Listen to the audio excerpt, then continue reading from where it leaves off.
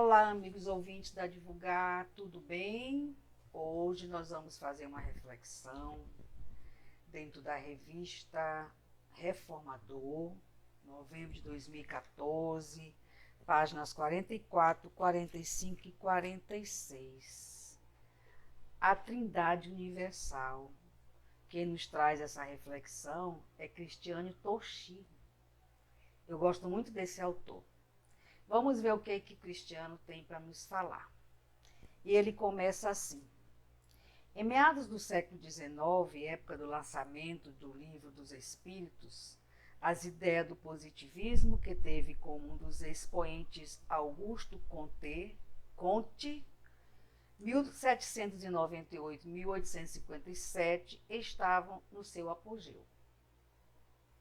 A ciência gozava de tanto prestígio que se chegou a cogitar sobre a morte de Deus, sobre as inutilidades da religião, que não mais atenderia aos anseios da sociedade emancipada, das crenças infantis e das superstições. Por isso, não é de se admirar a estranheza que acometeu a muitos ao se depararem com o Livro dos Espíritos, com a revelação de que matéria, espírito e Deus constitui o princípio de tudo o que existe, a Trindade Universal. Matéria, espírito e Deus constitui o princípio de tudo o que existe, a Trindade Universal. O grande equívoco de alguns cientistas sequiosos da infabilidade da academia é achar que a ciência deu a última palavra. No entanto, a análise da história da ciência mostra a sua impermanência.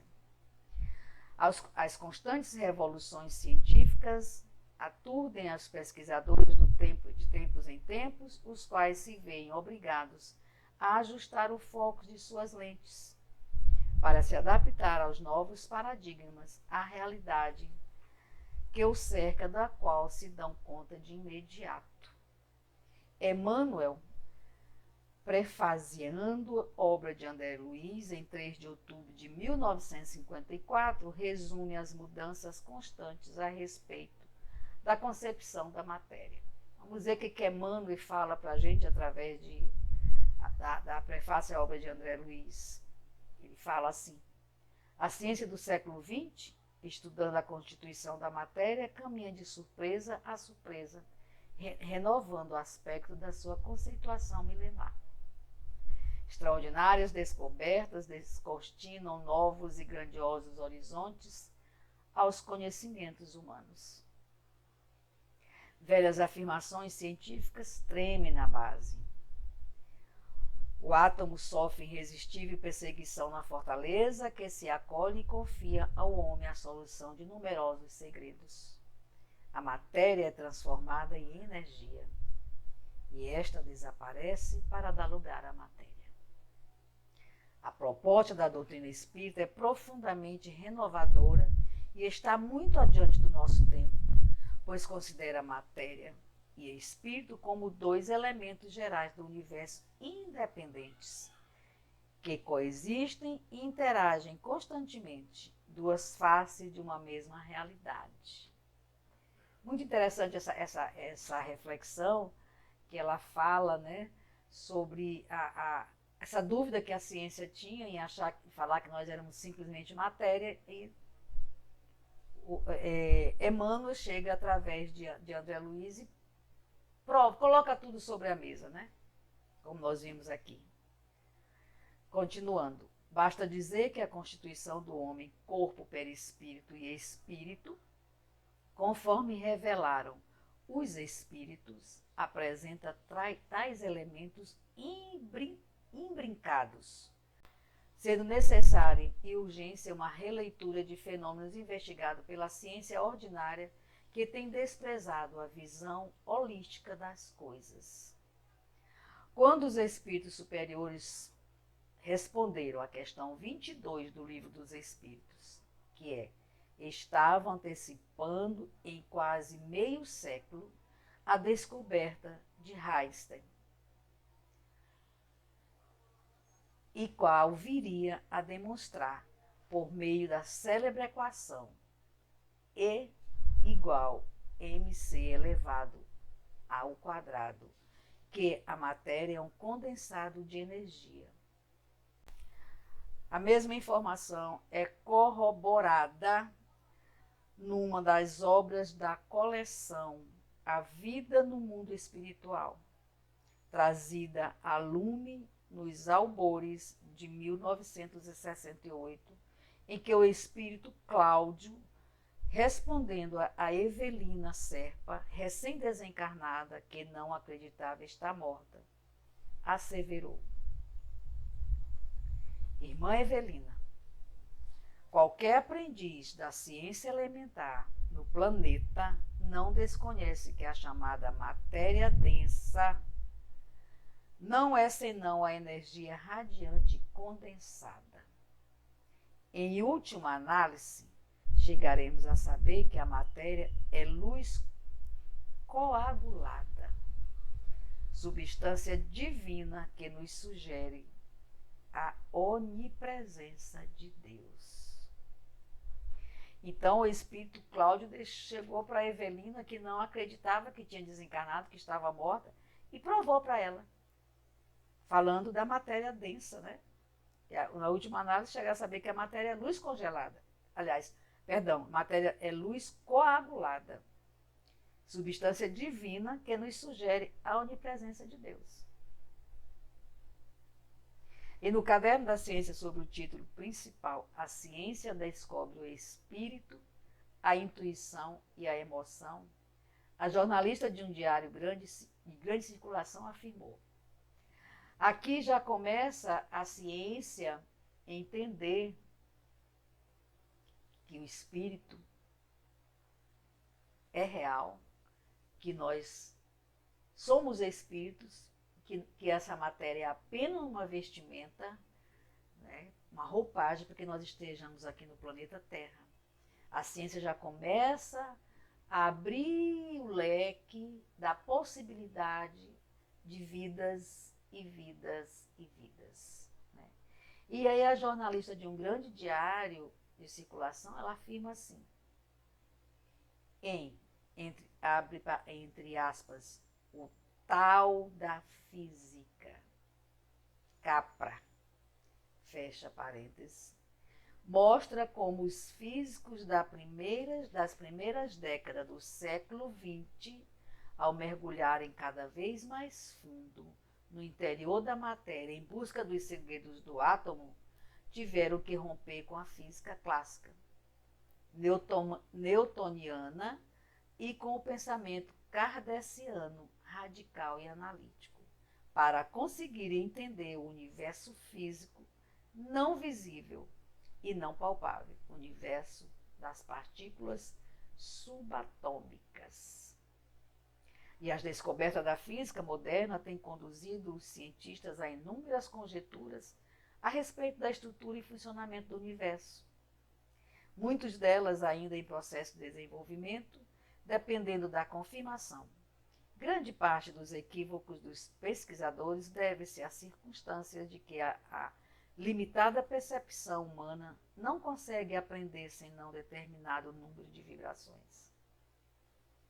E, por enquanto, os aparelhos humanos de alta potência somente conseguem identificar os aspectos exteriores da vida. Homens de cátedra ainda ignoram que há outros mundos sutis dentro dos mundos grosseiros, maravilhosas esferas que se interpenetram. Essa reflexão de hoje, ela nos remete à união de conhecimento quando a ciência começa a visualizar o mundo espiritual, né? Os repórteres, os jornalistas começam a pesquisar, a ler. Quando o Livro dos Espíritos foi lançado, então abriu assim a porta, né? A porta para mostrar que nós estávamos no caminho certo, nós espíritas, que Emmanuel, que Chico, que André Luiz e que outros espíritos superiores de grande envergadura estavam corretos, né? Continuando. A maioria das criaturas ligadas à crosta não entende essas verdades, senão após perderem os laços físicos mais grosseiros. Quando desencarnam, dizem assim, gente, era verdade, eu não morri, eu estou aqui, eu estou vivo. Que pena que lá, quando eu estava no plano terrestre, eu não acreditei nisso. Não é assim? Mais ou menos por aí. É da lei que não devemos ver senão o que possamos observar com proveito. O fato é que alguns cientistas já começam a abandonar aquela visão do mundo fragmentado e excludente, postura que um dia os levará a reconhecer que a física da Terra não poderá prescindir da lógica com Deus. Na questão 22 da primeira obra básica, como visto, a definição da matéria foi dada com enfoque nas descobertas da física, conforme o ponto de vista dos cientistas terrenos, com a ressalva de que a matéria existe em estados desconhecidos, tão etéreos e sutis que nenhuma impressão causa aos sentidos humanos.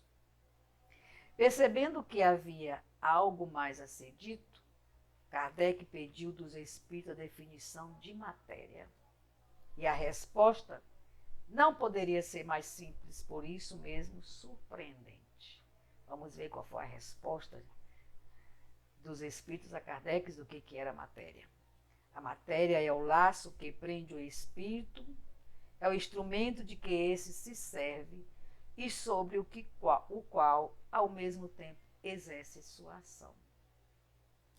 E analisando a definição da matéria fornecida pelos professores do espaço, percebe-se que ela se reveste de um significado desconhecido dos físicos encarnados, que a tomam como elemento acidental da natureza.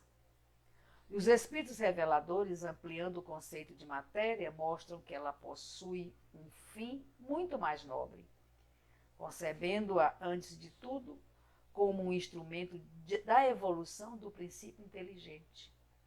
Instrumento esse do qual a inteligência humana se utiliza para manifestar os seus infinitos potenciais.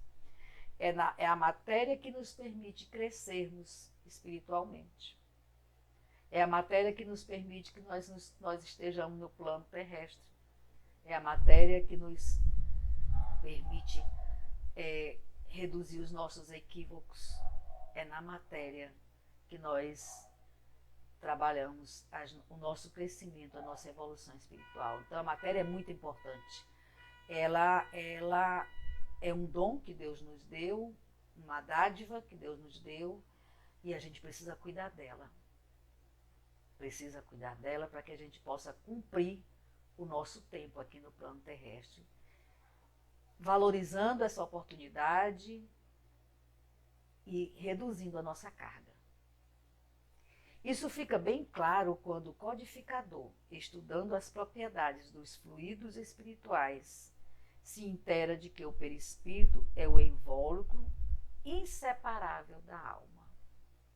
E com efeito, em quaisquer de suas expressões, do ponderável ao imponderável, a matéria tem origem no fluido cósmico universal, sobre o qual trabalham as inteligências divinas que atuam na cocriação com o plano maior. Como eu falei ali na frente, né? A matéria é necessária para que a gente possa estar aqui e trabalhando a nossa evolução espiritual e cuidando dos espíritos que foram nos colocados sobre a nossa responsabilidade, reduzindo a nossa carga de equívocos e disseminando o amor do Cristo, trabalhando na seara do Cristo, ajudando os nossos irmãos menos favorecidos e também nos ajudando, amando, perdoando praticando a caridade com o coração, dando com a mão direita que a esquerda não veja, e assim a gente vai trilhando, né, o nosso caminho da evolução espiritual, que é o nosso destino. Para isso que Deus nos colocou aqui nesse plano. Não foi para a gente vir brincar no parque de diversão e aprontar todas, não. Para trabalhar e não fugir à luta. Continuando. Logo, sobre a ótica dos reveladores espirituais, a definição de matéria não se restringe aos compêndios da física terrestre, ainda muito limitados ao fenomenologia, à fenomenologia exterior. Não há como negar. O Espiritismo é a ponte que une a fé e a razão, pois demonstra a imortalidade da alma e ensina que a matéria está a serviço do progresso intelecto-moral, a fim de que se cumpra a verdade de Deus para a felicidade do homem. Essa reflexão de hoje, ela nos toca profundamente, porque ela nos mostra a importância da matéria, o significado da matéria durante nossa estadia aqui no plano terrestre. Por isso precisamos cuidar dela com muito carinho, para que nosso espírito se eleve à casa de Deus. Sem a matéria a gente não pode fazer nada. É verdade? Então essa foi mais uma reflexão que me deixa muito emocionada por ter tido a oportunidade de dividir com vocês essa história da evolução, do caminhar da ciência, acreditando, confiando e entendendo o Espiritismo. E deixando de ser materialista para juntar o espírito e a matéria que se faz necessário para que possamos dar continuidade à nossa caminhada. Que maravilha que a ciência já está entendendo isso, né? E eu tive a felicidade de encontrar essa reflexão, que é a unidade, a trindade universal, né? Falando dessa descoberta, engateando ainda muito devagar, mas caminhando no seu momento certo, né? Não é no nosso momento, mas no momento de Deus, no momento oportuno, em que se faz necessário, que os cientistas fazem entender essa grandiosidade da matéria com o espírito.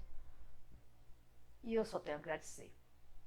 E pedir a todos, não deixe de dar o like, de fazer os comentários, colocar sugestões, né, para que a gente possa dar continuidade a esse trabalho maravilhoso que é as reflexões reformadoras, que a gente tem esse privilégio de estar aqui toda semana com vocês. Muito obrigada mais uma vez. Fiquem todos com Deus, Maria e José. Wanda Barros, para divulgar.net. Até a próxima.